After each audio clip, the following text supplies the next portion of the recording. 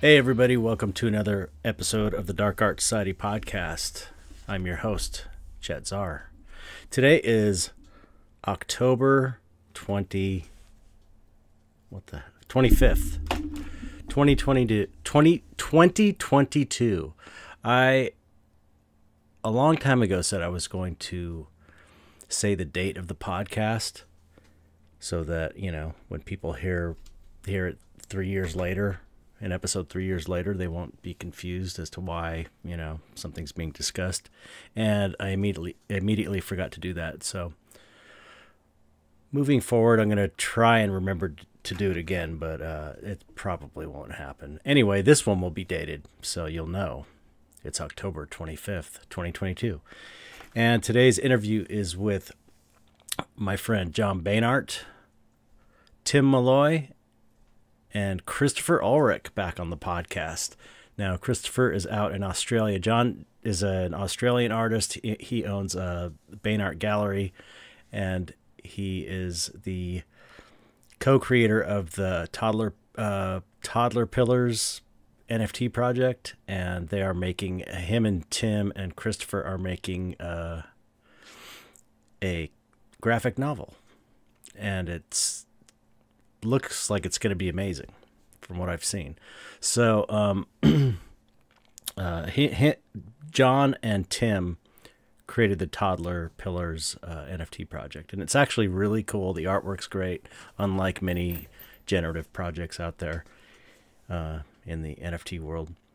And they're all three are, Christopher's a really close friend of mine, and Jon's also a great old friend from way back when, really great guy. And Tim is, I kind of got to know him a little better on this episode, and he's a really great guy and a really great artist. So I had a really, really good time talking to them.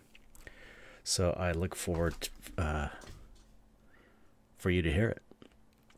Now, what's going on with me?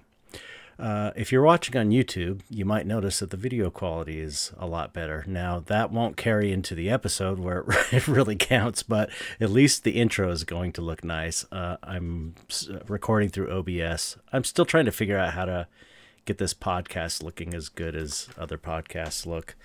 I've been recording video through Zoom, and the quality, it's not good. I have to size it up, and it looks crappy when I play it on my TV. So I'm trying to record through OBS, and hopefully in the next one or two podcasts I will have it all figured out, and you'll get a better looking podcast, because I like I've been saying over the last few episodes, I'm focusing more on the YouTube channel. And this podcast is through Zoom though, so it's gonna look like shit. Anyway, what I've been dealing with, I've been finishing, my taxes. That's done, thank God. And just kind of getting back in the groove of regular life, because I have my Zombie Deathbots show, and then literally the day after was an art party that was really cool. Chris Velasco's art party. He usually does an art collector's artist party at his house. And that was the next day. And then literally the next day, I had to start my taxes. And so that took, because I always am overly optimistic on my time frames for anything I do. I thought I could crank it out in 3 days. No, it took a week and a half. Then I had to meet with my tax guy. And so anyway, I'm just now kind of realizing I've been going full bore for 4 or 5 months.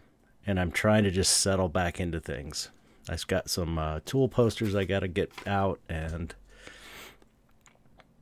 just doing another podcast, getting my space cleaned. So I'm still kind of it's crazy. Oh man, my life is crazy. Anyway, but things are going well, and I'm really enjoying the weather. It feels like fall finally, which is my favorite time of the year. So that feels great. I'm not going to do the skull giveaway from Skull Shop, which is our sponsor, SKULLSHOPPE.com, because I just couldn't get it together once again. So maybe what I'll do is give away 2 next month, if he's okay with that. I apologize for that. I just, still flying by the seat of my pants as always. But that's why I'm taking next year off from solo shows, is so I'm not always like this. At least that's the attempt. That's what I'm trying for. Anyway, if you want to support the podcast, before we get into the interview, if you want to support the podcast, you can go to patreon.com/darkartsociety. Join for as little as $1. I really appreciate everybody who supports this podcast. It's the reason it happens. I couldn't afford to do it if I wasn't getting paid something for it. And we've been getting a lot of pledge deletions, because I understand. I'm not criticizing anybody. I know how it is. The economy's terrible. So I feel for everybody who can't afford to listen. But those of you who can, I really appreciate that you're supporting it. Anyway, you get entry to the Facebook group, the private Facebook group, and the Discord server, which kind of died. So we need activity in there. Anyway, there's lots going on. The main thing you do when you subscribe to the Patreon is you support the podcast so that it can actually happen. And we try and give benefits, extra benefits for that. But that's another thing I gotta deal with, or not deal with. I want to improve it. Okay, so and you get your name read on the podcast, and let's see. I'm getting so old I can't see anymore. My eyesight's going. Okay, we've got new subscriber Jeff Wood. Thank you so much, Jeff. I really appreciate it. And we have Jester Art. That's Jester with, or maybe it's J Hester Art. It's JHESTER Art. However your name is pronounced, it's greatly appreciated. And thank you so much for supporting the podcast. You are making this podcast possible for everybody who can't afford to pay. So it's free for everyone. I guess that's it. Let's get on with the interview. I always take too long on these things. You don't want to hear this bullshit. Okay, here we go with Jon Beinart, Tim Molloy, and Christopher Ulrich. It's a really good one. All right, here we go.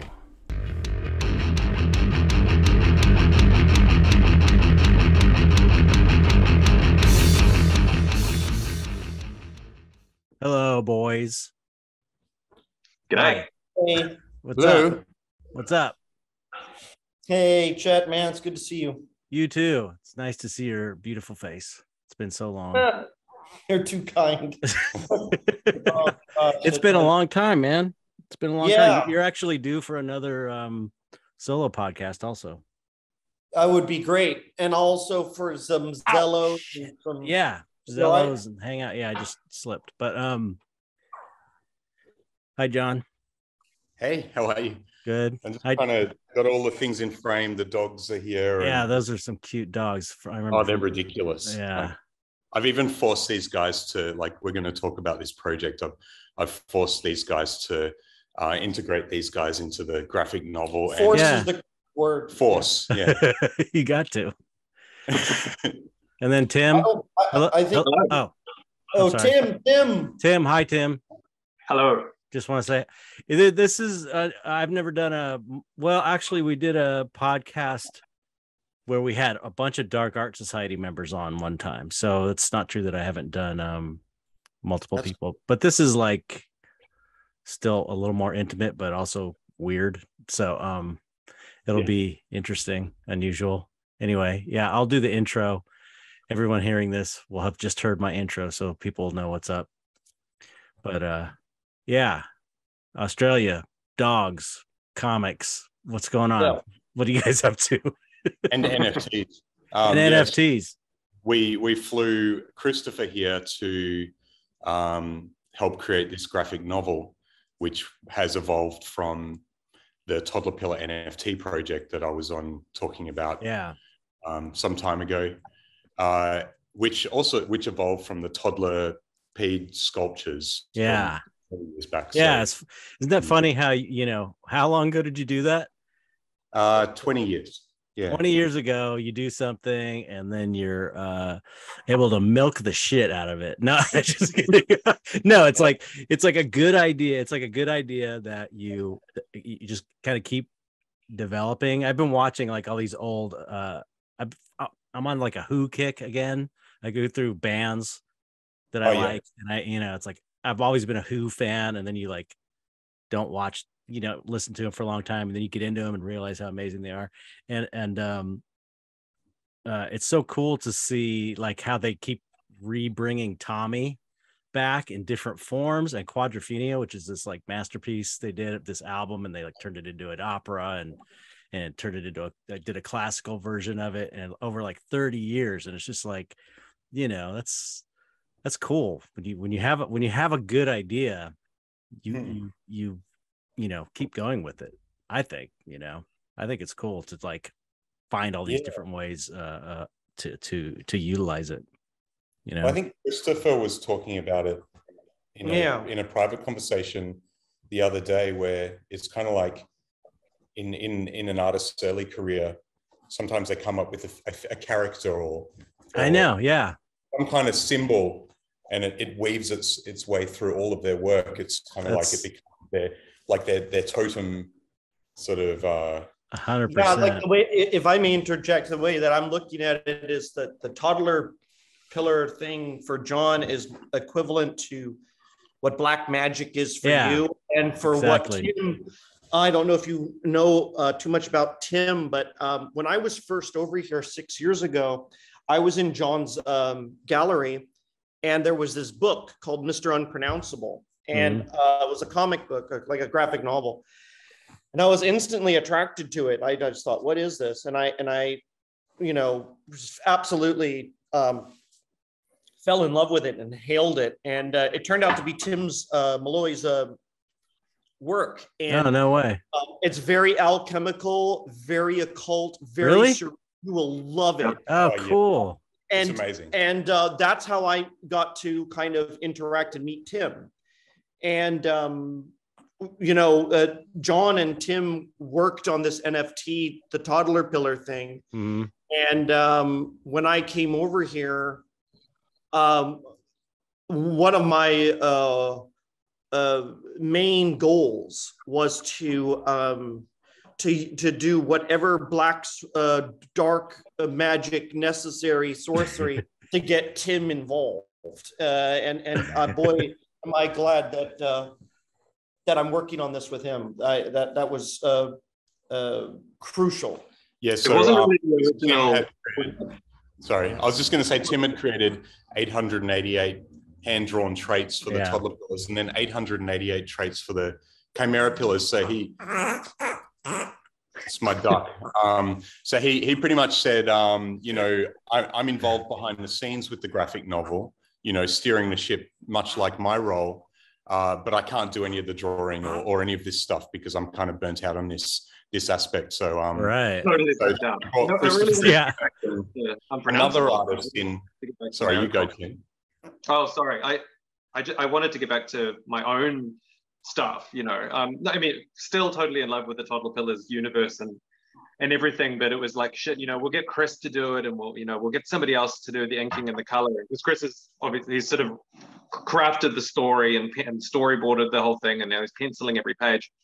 But I just had this revelation, and I guess it was because Chris did some weird chaos magic behind the scenes and manipulated my brain. But I literally woke up one morning going, I've totally changed my mind about this. I think and it's weird because now that we're pretty far into it now. I've pretty much finished about a quarter of the pages. I guess if there's going to be 100 pages, I've got You about mean 20. the inking, or because we've seen like around maybe 10 to 20 colored ones, I think. Is that right? 10 to 20. You've probably seen about 20. I think there's 5 that you haven't seen that I'm still sort of working on, but Awesome. But I mean, we're this far into it, and the way that we've been working, I was saying to Chris the other day, like, this would have been impossible to do if we'd just hired somebody else to do it. Like, totally impossible. It's very there's a lot of back and forth, and it's a real joy to work on this with Christopher. Like, I'm huge fan of the guy, and when we met 6 years ago, we really hit it off on a sort of weirdo kind of level, I think. Yeah. As well as an artistic one. And yeah, it's we're having fun, but it's pretty intense. I don't know how it would have worked otherwise. So the magic was well played. Well, yeah, I mean, basically, Jon has a funny way of saying a lot of things, and he looked at me and he goes, "We just needed your brain." Yeah, he's smart. And they call me the pencil. That's what my nickname is. It's really insulting, but so anyway. But now I've kind of come to find it endearing. But no, this project is so bizarre that without Tim, forget it. I would have probably jumped out the window or something. But no, this is great. Working on this with Tim, and yeah, Chet. If you don't know about Mr. Unpronounceable, you got to check it out. And I'm really excited about the 4th book that after I've done torturing Tim, he's going to get back to. Mr. Unpronounceable is one of my favorite. He's a degenerate necromancer. Wow. And he's awesome. I'll send you the PDFs, Chet. Yeah, cool. I'll absolutely do that. Excellent. Yeah, I want to read it. It sounds amazing. It's super cool. Can't wait. That's awesome. So I want to say, just so everyone's clear, that in case people haven't heard the other podcast, I want to just put it in like layman's terms, because you guys have been working on this shit for years. So, people might not totally get what's going on, but you guys did this NFT project. You had 800. You made how many? We got like a very loud garbage truck, I think, outside. But anyway, I can't hear. You did how many toddler pillars did you initially make? It was 800. Well, there's 888 unique hand-drawn traits by Tim, which kind of broke the mold of the generative art projects, because usually they have like closer to 1 to maybe 300 max. But there are 9,999 toddler pillars. I see. Okay. Then we brought Tim back to do 888 unique traits for the chimera pillars, which are the other characters.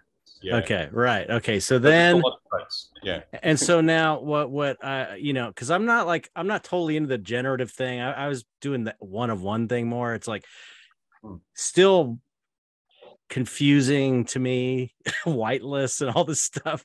It's kind of confusing. The one-on-one thing, it's like it's easier, it's simpler for me, but it's like, getting into people's discords, and it's a process to get into this, to get into the generative stuff. But so what I know a lot of these projects do, where there's a bunch of different, I don't know, I guess they're like kind of like they call like, if I was to mint a single image as an NFT, they call it a one of one.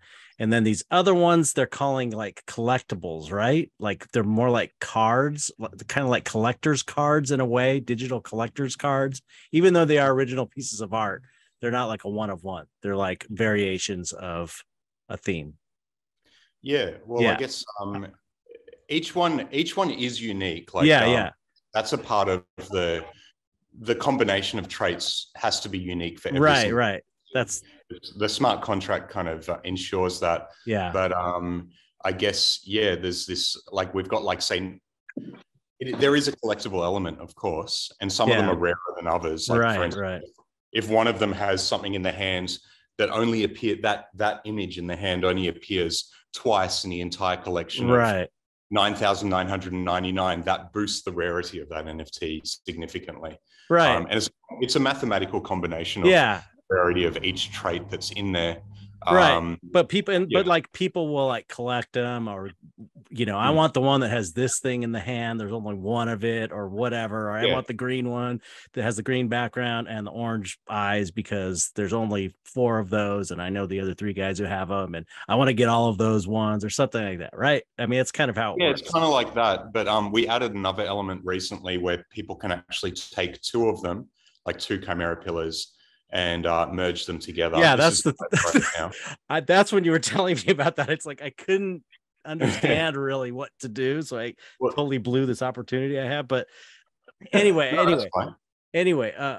I'm just trying to get to a point where it's like one thing that you hear. I hear as kind of this. I'm in it, but I'm still sort of an outsider because I'm not like haven't gone really into the generative projects, is that people talk about a roadmap, which these different projects, they have these things called roadmaps where you're like, okay, you join this community, you buy in, you get a piece or a number of pieces, and then we're going to do this later down the line, and then we're going to maybe do this, then we're going to do this, so that you're telling people if you buy into this project, it's going to fund this, and you're part of this whole process, and it keeps developing, which is what I guess the community wants that. And so what you guys are doing in a way, it's kind of like a crowdfunded business, right, where each NFT holder didn't just fund it, but they also own some kind of stake in it. Right. It's the idea that over time, whatever that entity does will bring value to the collection as well. Right. So and it's really cool in that way. It's like everyone's involved and kind of like a partner in a way. But so where we're at now with you is you're doing this comic book. That's like part of your roadmap, right? Is creating a comic based on these characters. So, okay, I just wanted to get that just so that people were clear, because this stuff is, it's especially for people who aren't into it. So you brought Christopher out to help come up with the story and draw the thing, or how is this working? Had already created like a couple of chapters of backstory for these creatures. Oh, okay. And they were sort of workshops, with myself, and also certain suggestions from the community were sort of woven in as well. But it was just this kind of more broad backstory, and it's kind of like this psychedelic apocalyptic story of the Toddlerpillars. Wow. It's pretty cool. It's pretty out there. It's very simple. And then when 2 of my favorite things, psychedelic and apocalyptic. Yeah. I like so too as well. And then we brought Christopher in to take that as a framework and just build out like a much larger narrative, like a world and characters, and it's a 100-page graphic novel. There's going to be, I don't know, it seems like there's going to be like well over like 600 or 700 panels in the end. It's an insane amount. You must be paying him good. You must be paying Christopher really well. No, we're not paying him. I'm just feeding him, and the dog troubles. I have a different perspective from this whole story, by the way. Oh no, I'm joking. Okay, if you're ever listening, there's an entirely different story. This is the fake story. We can talk about the abduction later and the torture. Yeah, can somebody out there get a message to the consulate? I'm in a lot of trouble, actually. I need help. Yeah, he's not petting that dog. That dog is about to tear his face off if he gets up off the couch. He's a guard dog. You don't know the whole story of how, you don't even understand that me and Peach here, like what a process it was for me to just do this. Oh, you have no idea. Yeah, she would normally tear someone's face off. Like, oh, really? It's not an. I've seen that dog bite someone. Wow. This is the Antichrist. Yeah, so No wonder we get along. But we do have like little yeah. like cords, like little probes going up Christopher's clothes and connected to all of the major body parts that, you know. No, when I spoke to Jon and he started describing this project, I didn't understand any of it. And I even know less now than I did before. But I knew it was impossible. And so I thought, hey, why don't I come over there? And because that's the only way to deal with something impossible is to go right into the center of it. And then the first thing, you know, when we were discussing this, I read over Tim's very brief synopsis. And you know that kind of thing where you read the synopsis and then you read between the lines and all that. And then like an accordion, you take it off the page and you stretch it, and then you start to see little hidden bits in the well, anyway. I really squeezed this thing of every kind of juice I could. And I knew, and I was like, well, you know, is Tim working on this with us? And Jon was like, oh no, Tim's gone. He's in Queensland. He's deep in the bush. He's gone. And I thought, oh my God, what kind of horror show did Tim go through, right? Because it was very, by the way, for anybody who's listening to check out what they did do together, it's really, really incredible. Yeah, it is. And I've been listening a lot to the NFT space, Ethereum. You know, I've been absorbing a lot of this information from Jon, who's very knowledgeable about it. And I can assure you that I know less than I've ever known before. But he told me, oh no, Tim can't. And I was just like, there was no way. I needed Tim. Yeah. You know? So, yeah, like Jon said, I just storyboarded the whole 100-page thing out. I think we talked for like maybe quite a few days. Yeah. We just like smashed our brains together.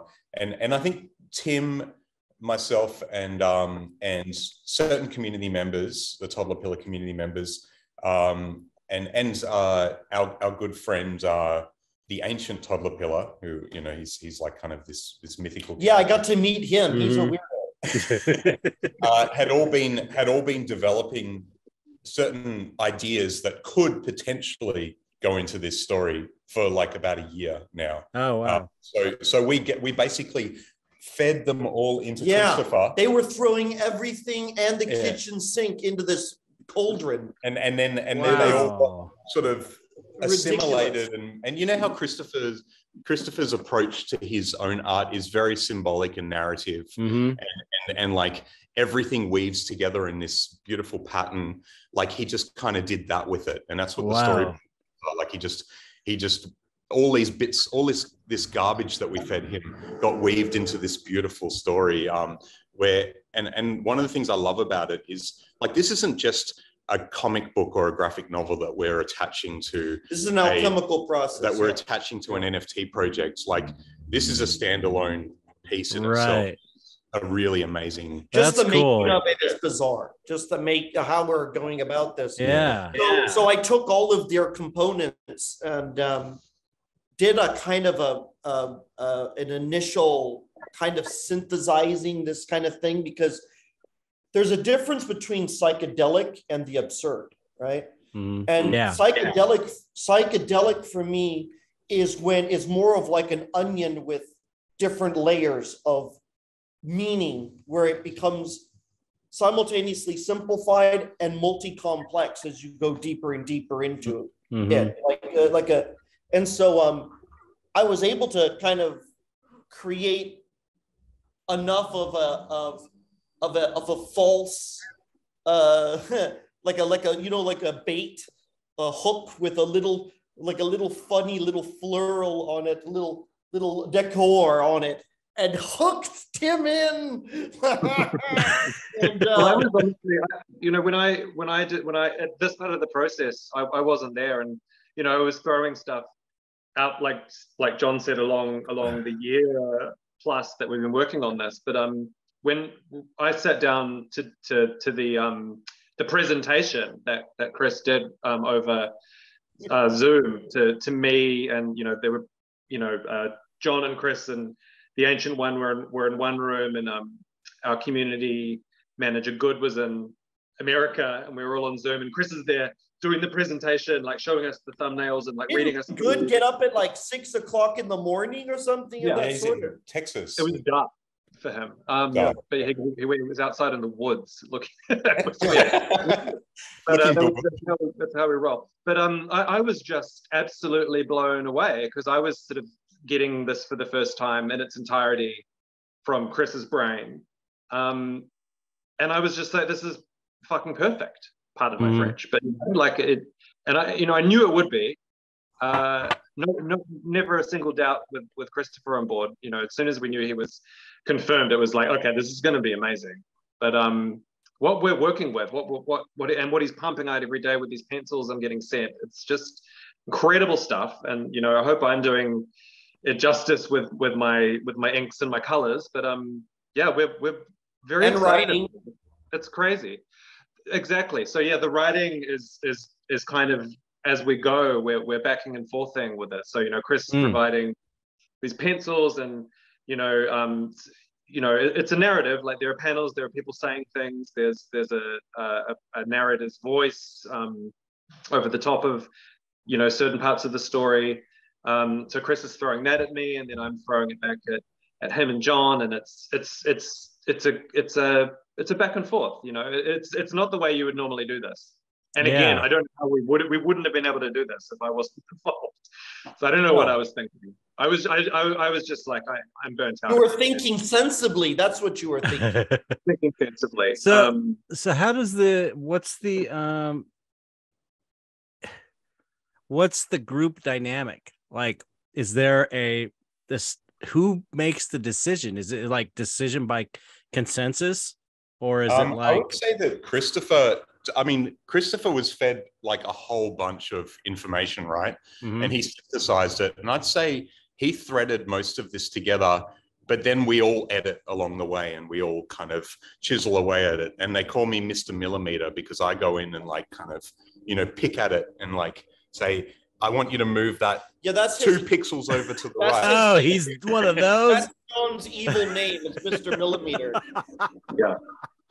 Yeah. Chris sends me little notes in the background. No, have you ever had somebody that you really care about and then suddenly you want to murder them? Well, that's Mr. Millimeter. You're the guy when I worked in the film business that would say, make it 9% less scary. Yes.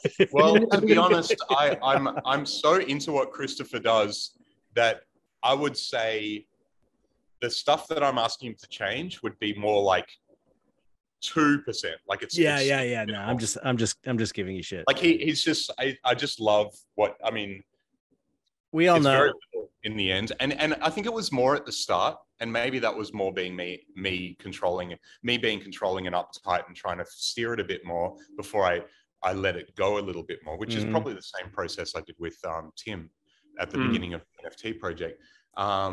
But also, I think our brains have just become like a bit of a hive mind now. Right. We're now like, he's like, yeah, it's like we have the same ideas at the same time. Anyway. Yeah, that's what we were talking about. And Chet, this is part of the conversation that you and I always have is, yes, we're talking about, I've been trying to make a comic for a long time, never was successful. We're talking about art or whatever, but we're also behind it talking about this kind of weird kind of magic. And when you ask this question, like who's making the decisions? I mean, yes, obviously John is the editor and what have you and all this, but all these positions and whatnot.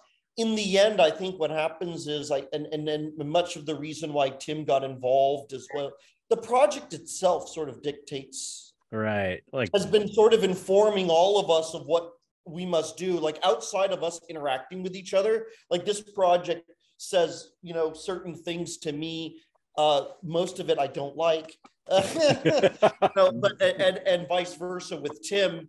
So it's kind of unique. Also, it's kind of also unusual for me because to be able to be involved in someone else's, the manifestation of their archetypal journey, like when with your creative process and the last book that you came up with, where it was, what got me so excited about it was it really went deeper into the mythology behind your work, and really became like almost like a monster manual. In many ways, which I love, being a Dungeons and Dragons gamer, yes, or was, and shout out to all role-playing people out there. Yes. Can I interject really quickly? We're talking about synchronicity and alchemical shit. I was dropping something off at the post office earlier, and I walked into a store they have up there, and I was looking through some books, and they had the monster manual for Dungeons and Dragons. I've never ever held it in my hands, and I picked it up and flicked through it, and I thought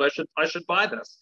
I didn't, but it's just funny you mentioned that today. Oh, you see that? You see, and that kind of synchronicity right there is, part and parcel why we are involved in this. In many ways, and why sometimes we find ourselves in these very odd and special circumstances where we're working on something like this in such a hyper concentrated manner. So it is pretty interesting. I just wanted to point that out, that for me is what I find fascinating is we all are individual creators, and we all are a part of each other's creation. And I do sometimes take comfort into that. I would also say that, like, we didn't just, hire Christopher to do this because we needed someone to do this. We wanted Christopher, we wanted that kind of Christopher Ulrich world, like fused with the world that we were creating. Like, it was just the perfect match. And if you look at this thing, there are so many, like I've really asked Christopher in many cases to just put his world into this. And then he's integrating that with elements of Tim's world. There's all these little love letters to Tim with some of his characters, kind of these characters from Tim's comics and other things that Tim has done, weave throughout it. So cool. And then also some of the stuff that I've created in my own personal art. And obviously the Toddlerpillars are based on my characters in the first place, but it's just like a real mashup of all of these influences. Yeah. The Eye of Zar is everywhere too, by the way. Don't you think I know? I see everything that's going on. No, it sounds like you're approaching it like how you approach a good piece of art, where you let the artwork dictate what is right, rather than putting your own, you serve the art. As the artist, you're supposed to serve the art. The art tells you what it wants, what it needs to be. And if you're doing your job right, you are doing what it says instead of trying to manipulate it and change it into what you think it should be. Amen. That's the way great pieces of art are made. So it sounds like that's the way you're approaching it. Super cool and exciting. So I wanted to talk to you a little bit about something.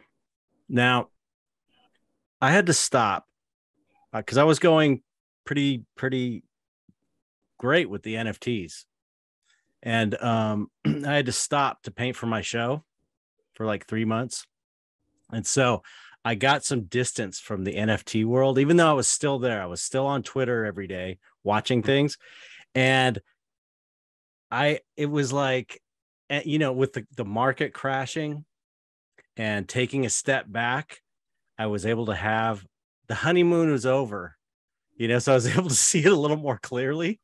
And I'm still, I still think the potential is amazing. And like, if everyone doing generative projects were like you, it would be awesome, but they're not. You're kind of rare, and you have this quality generative project. You're, good dudes. You seem very involved with your community, but there's so much trash out there. There's so much trash in there. And it's like really it's like a bummer in a way, because it's like it's so new that there isn't room for, like, I guess I have like a number of issues with it, but it's like no one can say anything, no one can criticize anything, because everyone's like, we're the outsiders, nobody understands us in NFTs, and everyone's banded together.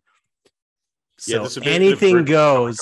Anything goes, and anyone can create any piece of shit and say it's an amazing piece of art. And if someone buys it, it's all of a sudden someone that just been 3 weeks on their iPad is like up against someone like Christopher, who's been painting for 25, 30 years. And it's like, you know what I'm saying? It's like, I think there's a lot of groupthink and toxic positivity going on. Yeah, there really is. And it's like, I suppose that, part of that is just that it's new still. It's a young space. It was a gold rush too. Like, it's like, that doesn't delegitimize the technology or the fact that it's going to be integrated in so many things. And it doesn't delegitimize the fact that there is real quality being created in the NFT space as well. Not at all. But it was such a gold rush. It was like so many people just trying to jump in and make life-changing money that it's kind of like, it's just a big mishmash, And it's like, and I'm definitely not saying, I'm not taking away, I totally agree with you. I still, like I said, I still believe in the technology. I still believe in the space. I think there's amazing artwork still being created in the space. But it's a small percentage of what's being put out there, right? And also, I guess there's no curation, so anyone can play, which is one of the beautiful things about it. I know. But that's one of the things that makes it really messy. Yeah, that's the thing. It's like, this, decentralization and Web3. There's no gatekeepers. It's like, for one thing, there are gatekeepers, because when it comes to the platforms, you have to get on these. There's exclusive platforms, and you have to get on by like knowing someone or whatever, or there's there are gatekeepers. Super rare and sort of reach that level for sure. But even someone but that's not someone in Nigeria can like get onto OpenSea. I know. That's the thing. It's like create something in Photoshop, and I know that's why it's like, even some of the stuff that's like bad artwork, it's like, it's on one hand, you want to go like, I've been doing this for like 25 years. I've been working so hard. And then someone that just got an iPad is doing art on their phone with an AI app is like selling. And you're just like, it's like, you can't say that in the space. So I'm saying it on my podcast. But anyway, the thing is, you also don't want to shit on those people, because it has lifted all these people out of poverty in like third world countries and places. Parts of Africa.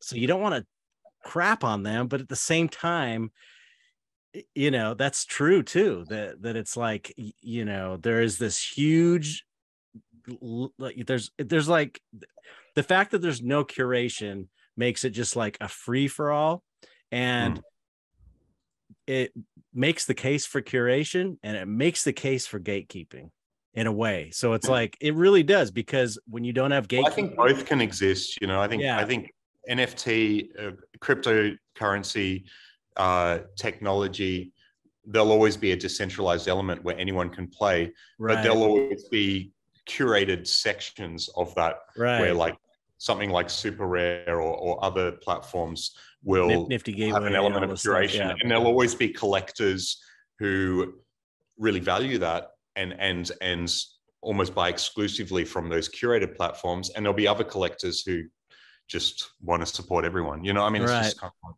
I know. It's just like, in a way, I feel like the decentralization thing is kind of a myth in a way, and it's like, it's not in the sense like we're saying people in parts of Africa, people in third world countries that have no money, have no banking or anything, can make a living, which is like totally amazing.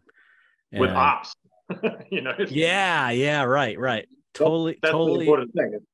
Yeah, right. Yeah. I should also say some of the Nigerian artists I've met in spaces are extraordinarily talented. Oh yeah, as there's well. some. Yeah, and there's no way they would have had the opportunity I to. know. No. I've out there on an international stage before. Yeah, absolutely. Yeah. So it's like that's the good part of it. Amazing. Yeah. And then I think at the end of the day, the moment in time that we're in now, it's like a big wave has crashed over us, the world and everything.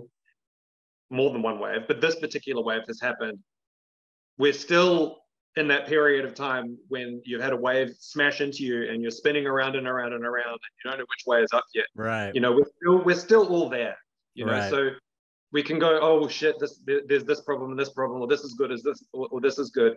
Things haven't even leveled out yet. Things haven't even got to a place where we can stand back and go, okay, well, I mean, you can always have a day-to-day approach and appraisal of the situation, but things are still changing. Things are still up and down. It's still crazy. I think the .com bubble as well, like when anyone with any abstract idea could get funding and create a website and make millions of dollars before they even had a product. Right. It's a similar kind of concept. All that's going to get washed away with this NFT thing. Yeah. And then people will need to have some level of quality to make this viable at some stage. Yeah. I'm hoping. It's just the bottom line for me is I think that these things should be allowed to be talked about if the space is going to grow and sort of become legit in the eyes of the rest of the world. It's like, there's a lot of things to critique about it. And that's part of what makes something legit is if it can withstand critique, or if it can, acknowledge that there's problems and deal with them. I just felt like, it feels like it's hard to bring these things up still, like. Well, what you're talking about as well is more related to the one-of-one space. That's what I pay more attention to, I guess, obviously, because it's where I'm at. Space, the space that we're involved in, the vast majority of projects in the generative art space were actual scams. I know, that's crazy. And where they may have paid someone on Fiverr to generate the art in a 24-hour period or whatever. Right. And some of those scams did very, very well. In fact, they made an insane amount more than what the Toddlerpillars project made. It was an unregulated space with a lot of scams. But I guess for us, like, obviously the money was of interest. Like that was one of the reasons we were participating in the space in the first place. But we wanted to really create something that we were very proud of, and that for sure took a lot of time and effort, and sort of was taking what was being put out there and hopefully bringing it up a level. That's something that we look back on 10 years later and be very proud of. And it's again, before you're talking about the roadmap and like utility, like all of these things kind of became very, very important sort of around the time that we were getting going. But for us, like those things, that roadmap, that it's just another word for like building. From the beginning, it was like, we're building a brand here. We're creating something that's not just it's an NFT thing, yes, for sure, but it's also more than that. And like the graphic novel that we're working on now is testament to that. And the graphic novel is that grew out of an idea on our roadmap. The idea was like, let's make a storyboard for a pilot for an animated show, And then we thought about it, and we were like, you know what, let's actually make a graphic novel, because then it's something that can exist in of itself. It's a product that our community and beyond can enjoy. It's something that exists in of itself, outside of being an NFT, although parts of it will be NFT things for the NFT people. But then we're going to use this, and we're going to use it to pitch. This will be our pitch, rather than a storyboard for a pilot. It'll be a fully developed graphic novel story in color with the whole thing. That's a better thing to bring to the table. So it just keeps going. And then those people that got in at the beginning when we were starting out and got involved in this crazy thing. Like, they hopefully they get to be part of, you know, having those initial NFTs. You know, if this, I don't know, like if the magic from this becomes like a really popular TV show, like these people have invested in that at the very beginning. Yeah, the value is going to go way up on the NFTs they bought if this became like a worldwide TV show or movie or something. It's like, you know, as you build the brand, the NFTs themselves will gain value, and so they'll be rewarded. Aside from the reward of just being part of something cool, they'll be financially rewarded because their NFTs will gain value. It's not just by proxy as well. The way these things are usually structured and the way we've structured it is all these things that we're creating, the graphic novel, the toys, we're doing all these different things. We're always sort of tying it with the ownership of Toddler Pillars and Chimera Pillars. Like you can enjoy what we're creating either way, but there are benefits related to all of this. Yeah. It seems like, you know, maybe I shouldn't have even have brought any of that stuff up, because you guys are sort of like the example of how to do it right. I think, like how to do one of these projects the right way. Like you're taking advantage of the full potential of the technology and not putting out shit and not screwing people over. And so it doesn't really apply to you of my criticisms, but it's more like I just feel like, you know, for the space to grow, I guess probably the best thing to happen for the space to grow and reach its potential is for people like you to set the example on how something is done right, you know, and put out quality and really take advantage of show people what the technology can do, because it's super powerful. So I haven't since I've been painting for the show, I haven't done anything. So I think I'm going to, because I still have I got in right when prices were still going up, or, you know, when it was active. So my 1 of 1 prices got high. And so now I got 2 pieces on there just sitting there twisting in the wind, because it's like I don't want to go lower than, you know, I'm doing it the way they're selling for the 1 of 1s. 3.15 ETH.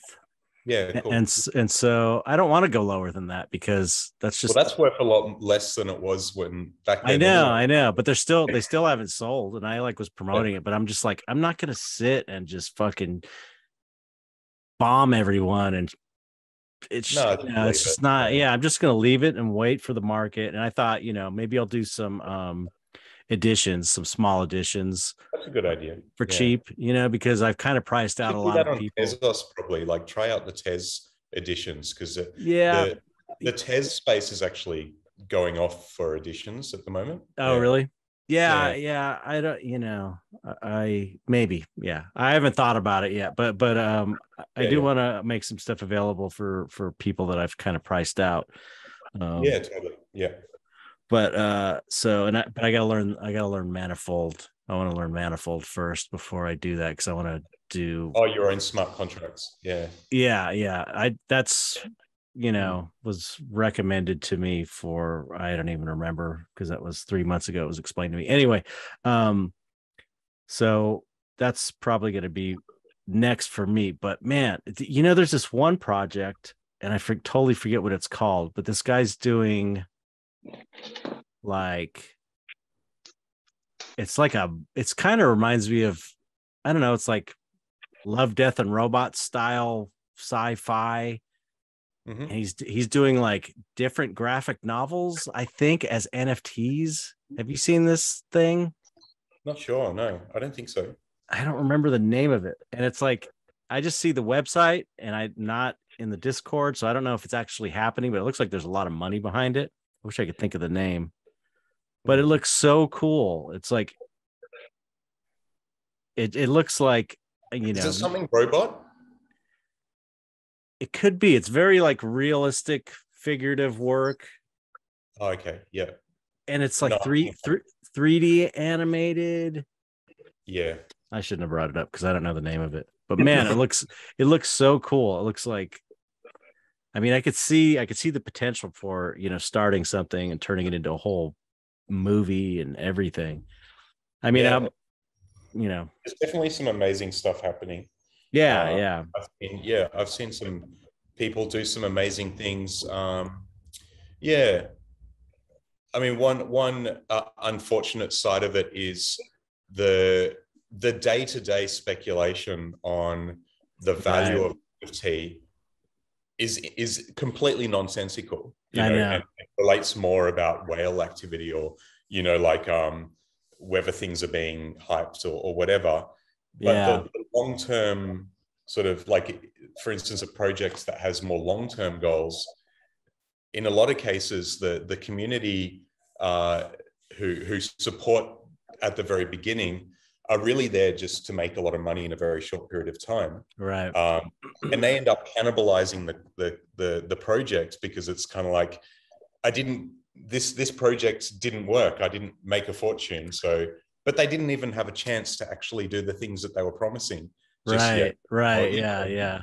It's all very irrational, the whole thing. But I think that what happened with the market post Toddlerpillars, we released Chimera Pillars pretty much when everything was starting to tank. Oh, really? But yeah, I mean, so that wasn't great. So we've still got a bunch to sell, which is fine. We about 40%. That's not bad. Yeah, that's not bad. That's not bad. We were talking about how insane, like you when you were saying you took a step back, and you sort of turned around and looked and kind of went, holy fuck! Like we sort of, I think everybody, or at least people like John and I, with Toddlerpillars, kind of looked back at how insane the Toddlerpillar launch was, and just that sellout and that pressure. It actually, the prevailing wisdom at the time was that if you don't sell all 10,000 of your generative project in the first 24 hours, it's a failure. Yeah. And that's insane. Like, there's no other business in the world. Like we were talking about, you build 500 tables, you've got them sitting in a warehouse. You have a sale. If they don't all sell in the first 24 hours, you have to smash up all the tables, and it's a huge failure. So no, you've got to build tables. You've got the stock.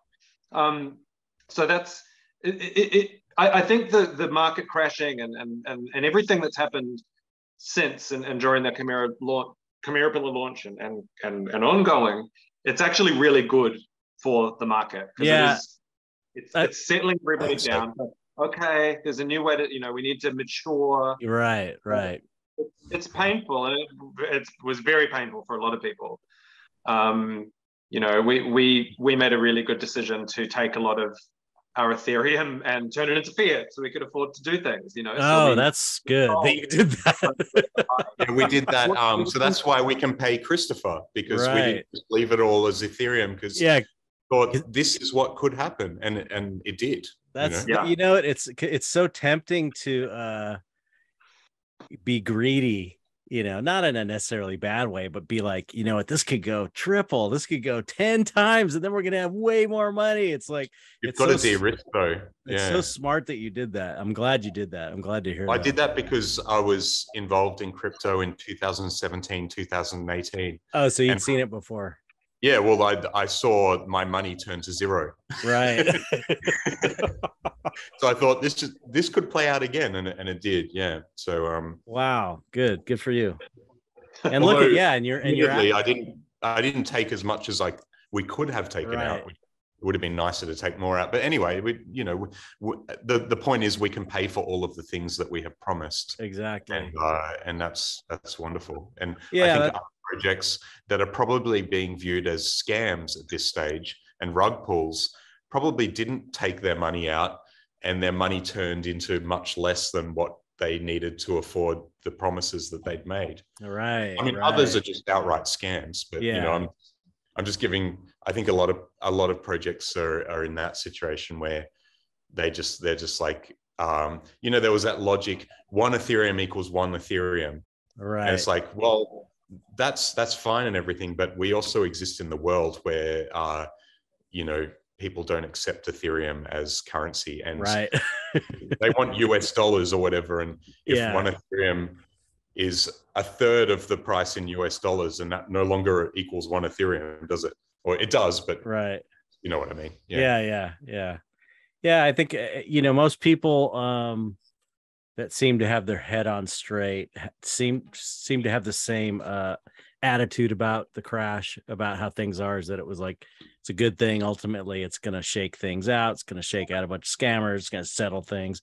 It's part of the, if the space is going to, become I don't know, taken seriously in the eyes of the rest of the world, it's going to have to go through these growing pains, and things like this are going to have to happen. Scammers are going to have to be shaken out. All this stuff needs to mature. It's just the weird thing about the space is time. It's such a compressed time. It's a weird time compression thing, and everybody who's done it knows that time is like on a different dimension in NFTs or on blockchain or whatever. It's like so weird. So when weird. I was first, when we were first building the Toddler Pillar thing, we were saying, okay, we're building this project. We've got all of this stuff to do. We've got 888 traits to do, all of these things that we need to do. It's going to be 3 months before we launch. And people were like, that's insane. Like, no one will care in 3 months. That's like an eternity in NFTs, Yeah, it's like 3 years in the real world. They wanted us to launch next week and just put out some garbage, Yeah. And I was speculators. Good things take time, and it worked out. We did sell out the Toddler Pillars, but a lot of the people who were there at the very beginning of our journey were no longer with us when we minted them, because 3 months is an eternity in NFTs. Yeah, that's so crazy. They've moved on. Yeah, that's crazy. It's a crazy weird world. So how long have you been out, Christopher? How long have you been in Australia? The entire time period for me is 2.5 months. So I'm at towards the end of that. So you're almost done? I flew out at the end of August. That's why I missed your show, which I was bummed out on. Oh yeah. I was really looking forward to go to that. I came out towards the end of August. And so now I'll be back around the 11th of November. Yeah, we got him for 2.5 months.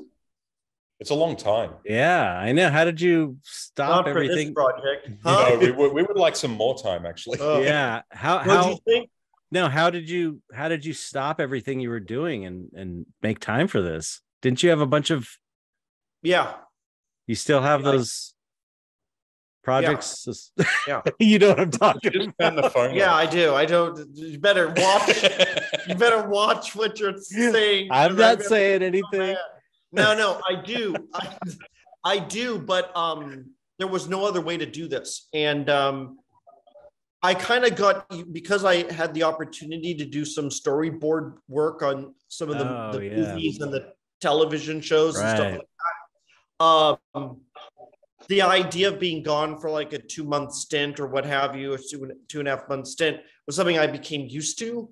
But this was different. And I figured if I didn't come out here to do this, I wouldn't be able to do it at all. Yeah. So you just made time for it. And like I said, it was not just, it wasn't just Jon, but I really felt like, I don't know, there was something with him saying, I'd like to do this. And, how do you think we could go about it? And I did some meditation on it, and I thought about it, and I realized, I got to come out there, and I got to like live, breathe, and sleep this for a certain measure of time, because I didn't know any other way of doing it. Mm-hmm. Right. And so, as you can see, I basically sleep in that bed there, and I crawl over to this desk and I crawl back from the desk into this bed. It's not easy. I should mention that he's living at my house, which is his bedroom is our lounge room, which is also his studio. And it's actually upstairs from the gallery. I live on top of the gallery. Oh, okay. We're just got this little kind of, Cool. We live in a box. We exist in a box. So the entire thing is And but we do reward ourselves with TV shows at the end of long. We get an hour for 1 hour. We get an episode of something for 1 hour, and we eat our food. That's about the extent of any kind of happiness around here. Yeah, no. And then we got these dogs here. It's true. But I had to put some things on hold just to come out here to do this, because for some reason it was what do you call it? Asleep. Yeah, it was. I felt like I was kind of summoned a little bit. Yeah, it sounds like it. Sounds like was actually harassed is probably the right word, because it does feel like harassment now. Yeah, I was contacting Christopher pretty frequently before I got a solid yes. Yeah, it does. I know how you can be. Harassment. Like, that's a much better word for it. I try to say it in a more my language, but no, it's harassment. I bet it'll be good for you to have gotten away from those projects that we know. I did need a break, as you know. I have other issues I've been really working on, and I do miss Sanctuary, my place, a lot. But I look forward to getting back home. But I did need, this was sort of like an artistic psychological boot camp. And so it was kind of a nice to experience. I did get one thing that was a special treat that I'd like to share with you, Chet. Jon and the Ancient One, who's a real strange character, that I can't get into the person's identity. I'm learning all this stuff, but anyway, the Ancient One and Jon took me to the Altered States experience. I got to go into a sensory deprivation. Oh, how was it? I enjoyed it very much. Yeah, we're doing it again tomorrow night. We're doing it again tomorrow night as a treat. Yeah, there's a place. There's a supposed to be a really good place in Pasadena right near. So I anyway, when I get back or whatever, if ever you would like to experience that, I would love to go with you to that. I really encourage it. Talk about the whole concept of meditation and some of the classes that you were taking and which is part of our conversation. It's really an incredible tool and device to explore. I thought it was very refreshing, and as far as meditation goes, I don't think I've experienced something that elicit that stronger than that. Wow. Thought. Yeah. So that was kind of nice, but most of the time we just work. And also we've been spending a lot of time with my 9-year-old son. And Christopher's who's a huge fan of yours, by the way. Yeah. Oh, cool. Yes. Bo loves your work, Chet. And Bo's amazing. He's like really like he's been learning of Christopher. He's also creating his own graphic novel. That kid's got the natural ability, man. He showed me stuff he was doing. It's like he's really good. Yeah, he's now working on his own novel, and he's mimicking the whole process. Yeah. Oh, he's amazing. It's so and cool. he's going to be impinging on our IP. That's all I ask. What's that? The bit will be impinging on our IP. It's going to be a lawsuit. By the way, I had to insert in one of the pages a character of Bo's called Pudo. And Bo said, I have to give you references. So I had a 9-year-old draw me references. And then he was like, now this is the new Pudo. This is the old Pudo. I want bits of the old. I mean, can you imagine that? That's amazing, though. And I just kept staring at Jon going, this is definitely your son. And I got approval. And he's and one of Bo's characters is in the graphic novel. He's like a little. This has been like a dream for Bo. I bet. Yesterday we were listening to this kind of weird, ritualistic, ooga booga kind of esoteric, satanic music, and like just stomping around doing the ooga booga. And he was just laughing his ass off. And then we did a drawing session, and then we ate our chicky yum yum, and yeah, it's been good. I mean, I was thinking to myself, man, like Bo, I hope he realizes later in life what an incredible, and from my perspective, what an incredible experience. He is super talented. He's an amazing, and he's in the most incredible kind of, I mean, he hangs out with us. We're making this novel. We talk art all day long with each other. That's so cool. He's drawing simultaneously as I'm working. It's pretty awesome. His art's probably better than mine was when I was like 17. It's just crazy. Yeah. You showed me some stuff of his, and I was like pretty blown away by it for his age. It was like really good. It's pretty monstrous too. Like yeah. That's so cool. Yeah, that's the way we like it. Yeah, but no, it was a concentrated experience.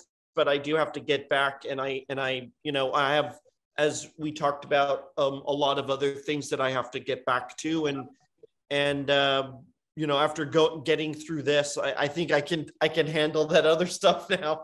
Yeah, I think it will have been good that you got away from it. Sometimes that's what it takes when you're struggling with a painting or a series of paintings, just to get away and work on something else. And so I bet you'll go back and whip those things out. I mean, I had a number, like, you know how it is, like I had a lot of different things pulling at me, and then much like Tim and you and I have been talking about this, I do feel the call to eventually put together that new series that I'm supposed to do, right? That we talked about, that project. And but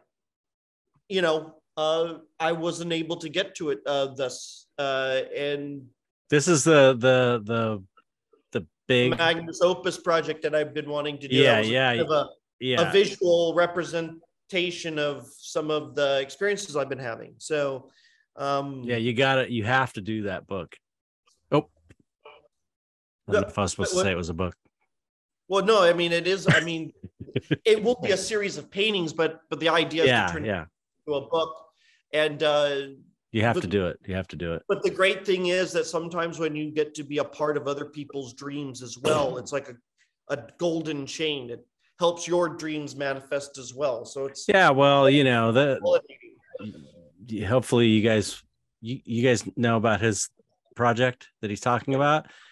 Hopefully you can assist in some way to help get his thing going too, because I'd like to hear all about it first on the download. I'll come to Stain's lounge room. What's that? I'll come and stay in his lounge room for 2.5 months. Yeah. I'll kill him. I'll bury him in the backyard, I swear, right now. Have you seen the sketchbooks and stuff? Yeah, I've only seen one. He left. I mean, he was only able to take one here. Right. It's a feeling for it, and we've talked about it. Incredible. It's incredible.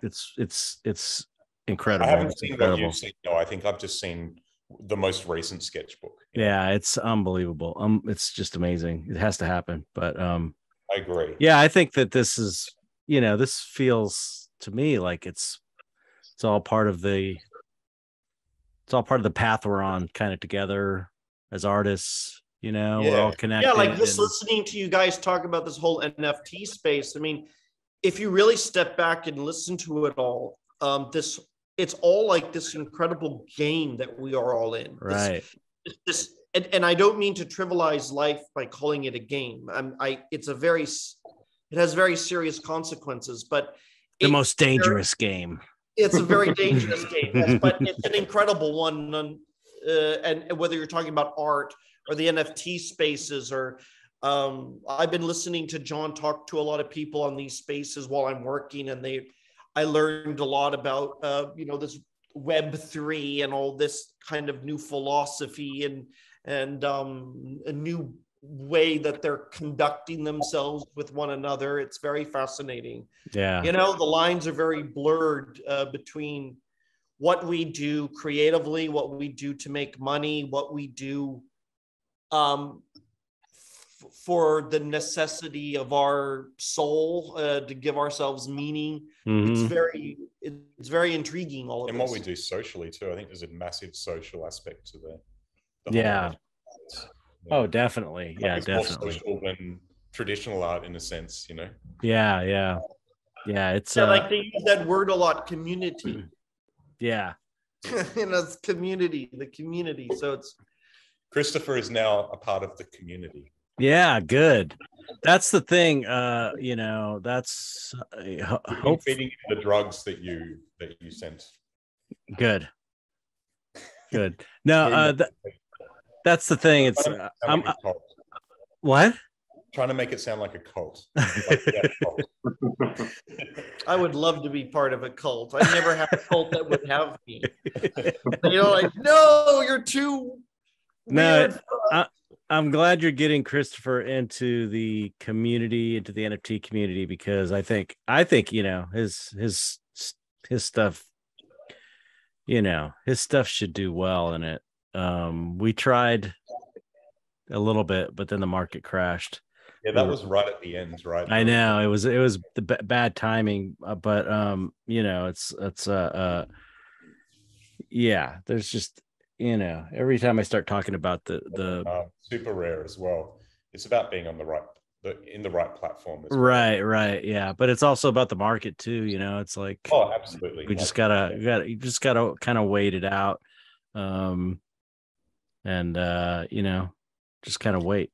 But yeah, but bad timing only exists when you're talking in the context of marketplace and all of that. Yeah, This is pretty extraordinary. The four of us all talking to each other right now. I think that's absolutely. That's pretty unbelievable, right? I mean, this stuff is so bizarre. I can't even make heads or tails of it. I mean, it's a trip for me. Like, as I think about sort of my journey as an artist. I moved to Melbourne, randomly met Jon. And Jon's part in my development and getting my name out there has been huge. And I remember being in one of my first group shows, and he put me on the wall next to one of your paintings, Chet. Oh, cool. And I was like, holy shit, I'm a huge, I'm a big fan of yours. But I mean, like, this was years and years and years ago. And now I'm talking to you and we're doing a podcast. Right. And Christopher is here as well. Another one of these artists that I'm blown away by. And then he comes over a bunch of years ago. I get to meet him. He digs my shit. We stay up all night talking about the universe and magic and art. Yeah. Now we're working on this project together. And it's just like, it's a real treat. Yeah. My favorite bit of the project is the margins. If you look at the pages, the shit that I write on that's not on the stuff on the side, that's all stuff from him. I should ink some of those things up too. I should. I'm working so hard, but I should step back and just ink some of those little drawings on the side and send them back to you as well. Oh, well. No, I mean, I just think that I'm really glad to be on this journey ultimately with all of us. I look forward to seeing where it goes next. It's far stranger than anything I could have imagined. And I didn't expect things to go the way that they have for any of us or for myself at this point. That's what's fun about it though.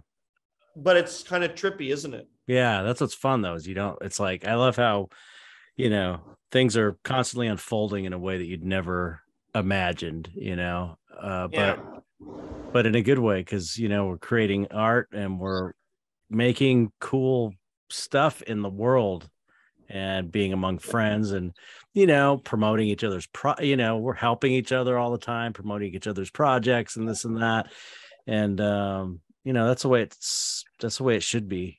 None of this competition shit, but it should be the way we're doing it. We're doing it right.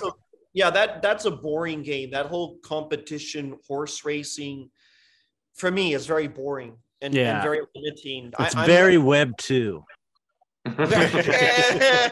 Yeah, that's not Web 3. That's not Web 3, man.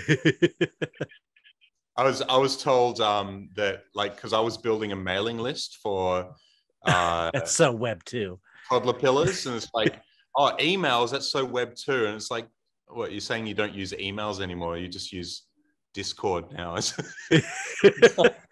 But isn't Discord centralized as well? Yeah, that's Twitter fucking centralized. Yeah, that's one of the issues is that. Yeah, I know. I didn't mean to take this back there, but there's I know. There's a lot of strange thinking going on. That's for sure. Yeah. It's like people are like, oh, everything's different now. Let's reject all of the old stuff. Exactly. Right. Yeah, exactly. It's like don't throw it all away. Yeah, throwing out the thing anymore. Throw out the baby with the bathwater is the expression. Yeah. It's like, it's just be smart about it. Be smart about it. Let's integrate all the best bits together. And exactly that. Right. Yeah. That's what it's just like having how people are starting to have like in-person events. So their life isn't just on Twitter in these communities or in Discord. It's like going physically and hanging out is important, and it's like, I had this realization on my last show. I was like, call them IRL utilities. Yeah. That's basically I have to ask him every 5 minutes what a concept. What this stuff means, man. What was that thing in reality or like IRL? IRL, in real life.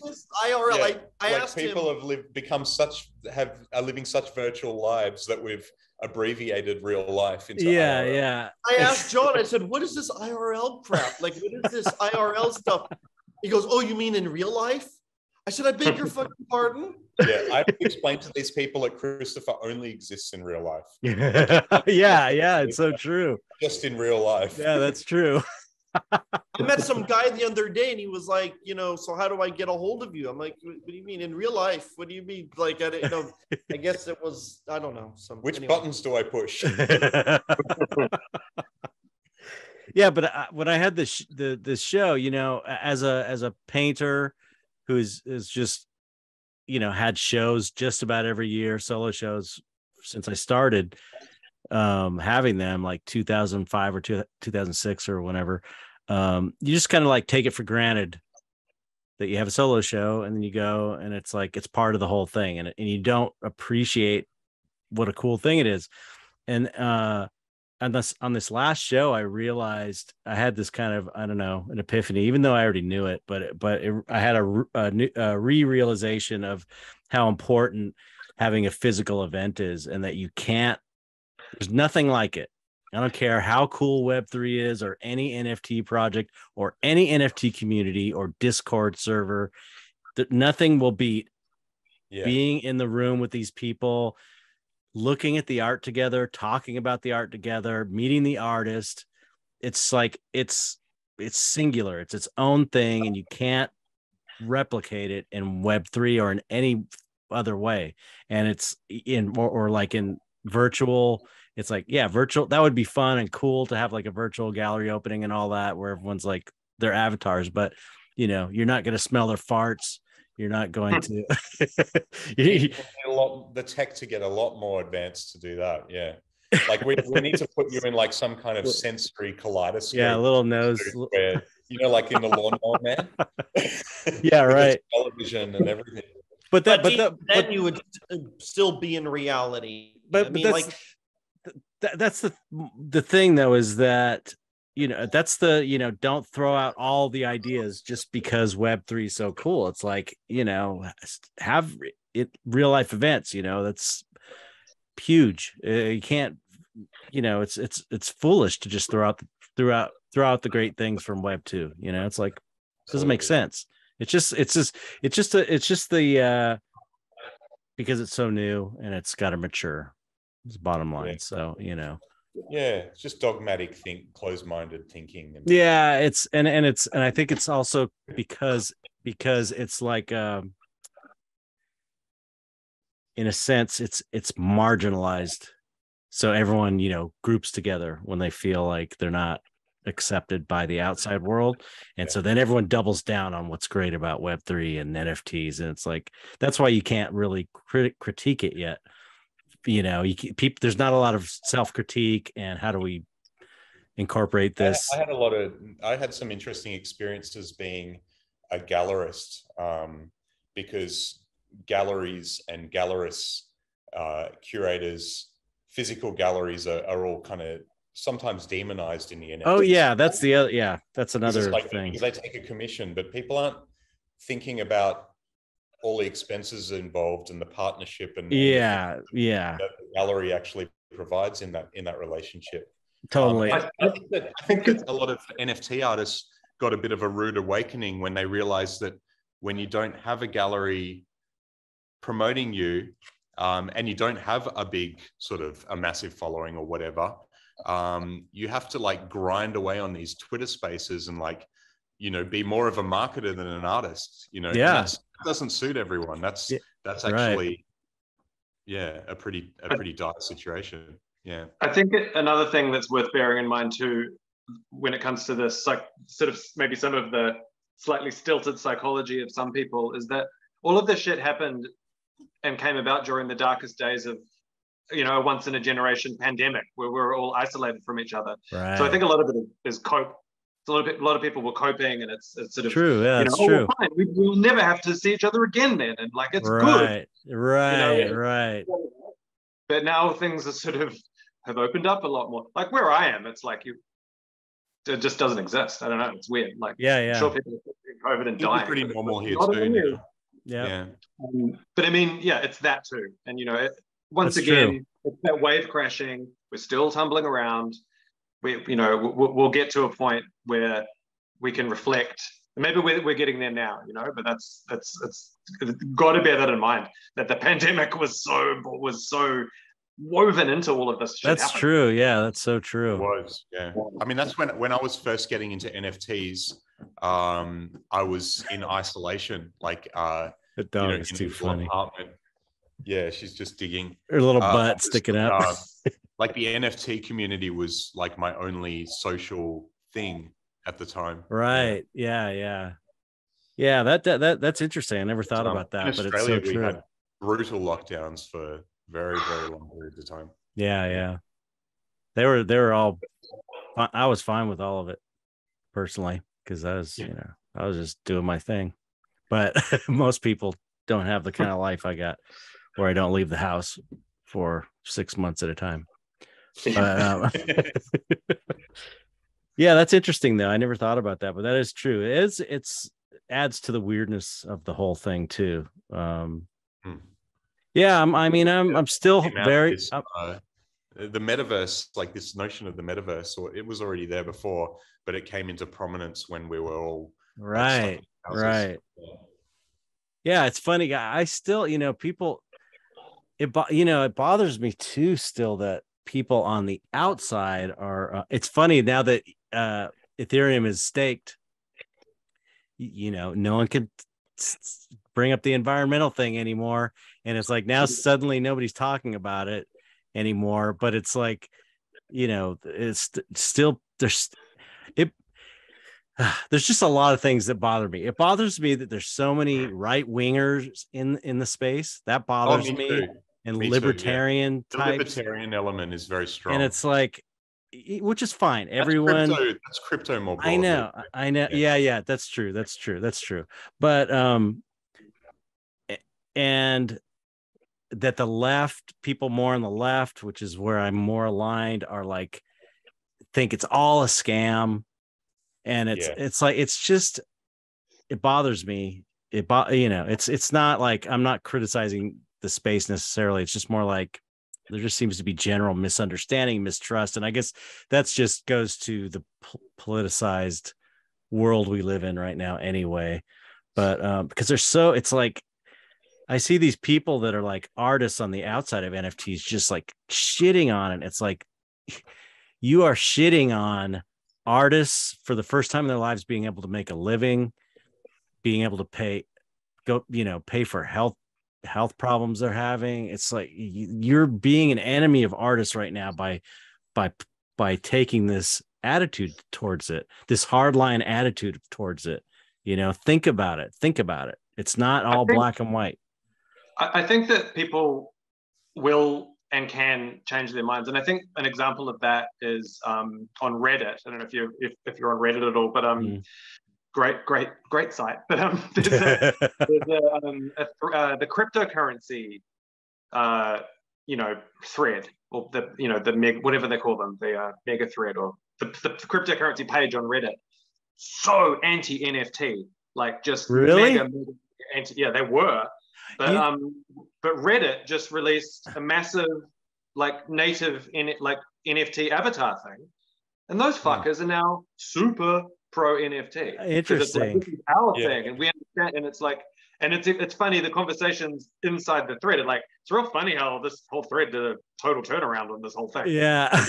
The other day, Reddit onboarded more people than OpenSea did in the entire existence. Like Reddit created like more wallets for like ETH wallets, for really Polygon tokens than had been created. Wow, I didn't know that.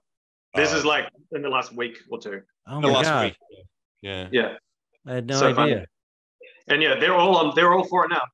It's just, I don't know. Yeah, hopefully it's all attitude going to change gradually. Yeah. And hopefully the attitude from the NFT community is like welcoming to them instead of like, fuck you, you were talking shit before, so now we're still gonna hate you. It's like this is like this with politics too. I think it's like if someone on the opposite side of wherever you are changes their mind and comes to you, you should embrace them rather than tell them, hold it against them. That was my own thing. I agree. Yeah. I mean, if we can't, if there's no such thing as redemption and being able to change your position, like, where is there any fucking growth in anybody and human species? We do need to get past and there's a lot of this on the left, this purity kind of politics, absolute, I mean, I do think that the whole sort of like, it's funny because like this whole sort of like, like the right is like, look, they're canceling everybody, and I think there's an element of that being overblown, but there's also an element of truth in it. And I don't know, like, sometimes I see people on the left doing exactly the worst things that they're being accused of, almost like in a sort of propagandized way by the right, and it's like, you're actually doing this fucking crazy shit. I know. I'm like, you're playing right into their hands by being this way. You do realize that, don't you? You're like, it's such a mess. To bring things back around to I don't know, on a more like spiritual level. I really think that like what's happening is that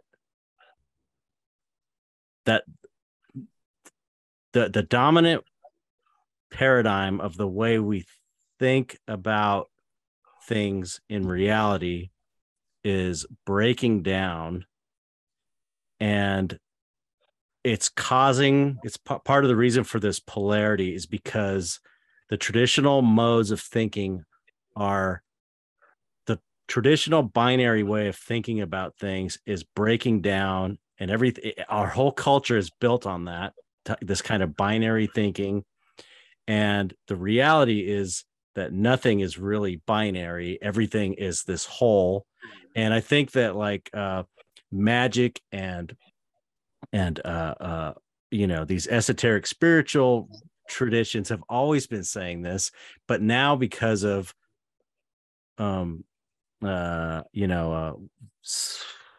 chaos theory and string theory and all these things about like, multiple dimensions potentially existing and all this crazy shit is kind of like seeping into the overall culture, and it's pulling the rug out from this traditional way of thinking that, matter is this, it creates itself. It's like there's these two sides of it. There's like the hardcore materialist and the hardcore dogmatic religious people kind of like fighting. And but they're both wrong, because it's like the scientific, I think anyway, it's like this idea that matter creates itself is like, it's also wrong. It's like the reality, especially if you look at it from a magical viewpoint, is that everything is part of this whole thing. It's a whole, it's a big thing. Everything's connected. There are no real binary things. I think and it's humans are uncomfortable with ambiguity. So right, but that's reality. Reality is based on ambiguity in a way. It's less binary and less black and white. And I think that even with like people and gender identity is changing because of this as well. It's like people are uncomfortable with it but it's like that's how reality is. There's way more, still not a huge amount of people, but there's more than felt comfortable being themselves before.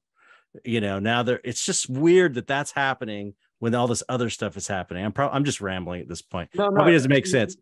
I think one thing that always strikes me is what tragic creatures humans really are, because you're absolutely right about the fundamental nature of reality, the universe, the multiverse. Maybe it is one thing, but we've evolved as categorization machine. Yeah, we had to do that. We weren't being eaten by fucking tigers, right? In the primeval, and we've got to this point in our evolution where we're confronted by this deeper fundamental, and of course, religion and esotericism and all of that's been telling us that all along. But now our institution, our secular institutions are starting to tell us the same thing. It's true. And and at the same time, you've got fucking NASA going, there's something to this UFO thing. I know, right? And for me, that's the canary in the coal mine, the UFO. That's dude, what it symbolizes. I gotta send you some links after this. Don't you guys can't hang up, because I think that these giant Tic Tacs coming out of the ocean and not only flying the way that they did, but then anticipating where the pilots would be next and all of it. I mean, why are we not like all talking about this and freaking out on this? I love this stuff. Well, it's like, what are these things? Yeah. See, this is what we're talking about. This is what links everything that you're saying, Chet, is that like what Jon was saying, that the universe, if anything, is a mystery. And it seems to recede from detection. Every time we try to figure this thing out or bear witness to it, it throws another curveball, almost by intention. So it is very fascinating that we are all we all know that Santa Claus doesn't exist, right? But yet in a weird way, Santa Claus, or the spirit of it, does, but it doesn't. So we live in a universe that's not just binary, yes and no, 1 and 0, but maybe. It's the infinite potentiality exists of every possible. I mean, this is like this universe. It's not just the cat. So right. This is what everything else in the universe as well. But what's tripping me out is this guy. I've been really into this guy. Like, I'm gonna have him on the podcast again. I had him on named Mitch Horowitz, and you got to hear Christopher especially. You got to. I'm gonna send you some videos. Huh? He's a writer. He's a writer. I don't know why I know his name. Yeah, writer and occult guy and magical guy. But he was saying exactly this, what you're saying, Tim, about how the UFO thing is the canary in the coal mine for this it'll go on to another 2 hours, but I swear everything you were just saying, the point you were making, this guy was just making it like 2 days ago. I went to go see him speak. He was saying this exact thing. And so, you're right. I think it's wild. Yeah. So it's wild. It's wild. Like whatever is going on. It's like Christopher said, maybe my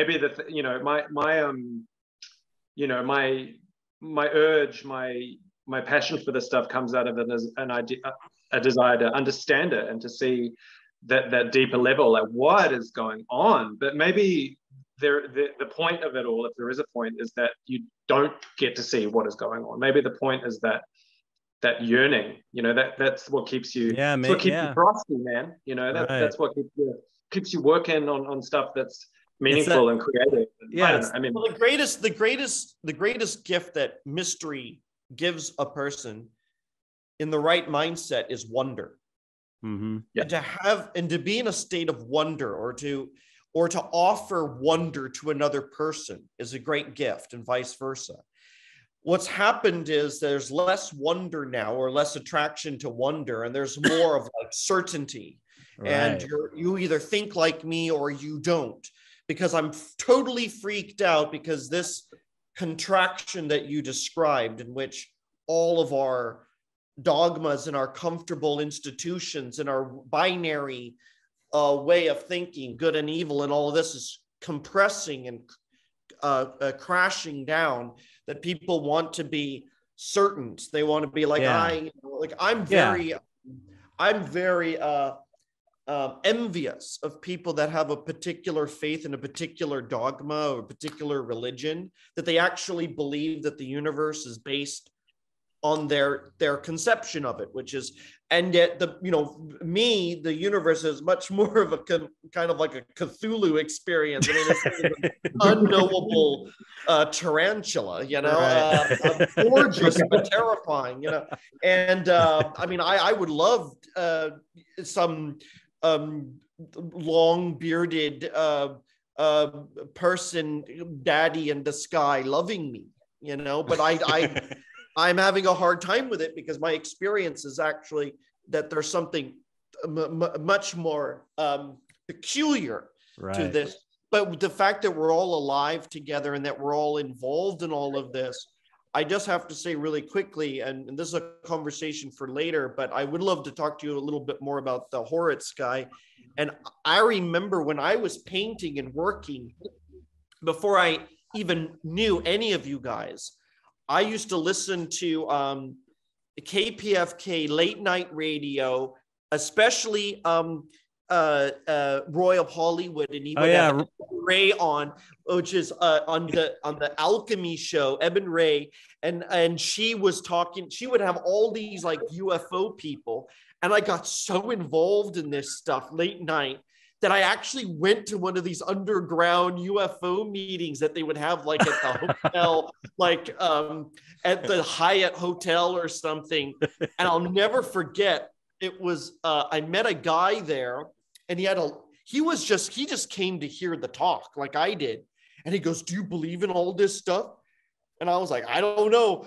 I don't even know why I'm here tonight. Like, I'm a painter. Like, I don't know. This stuff's so fascinating." But I felt very connected to it all.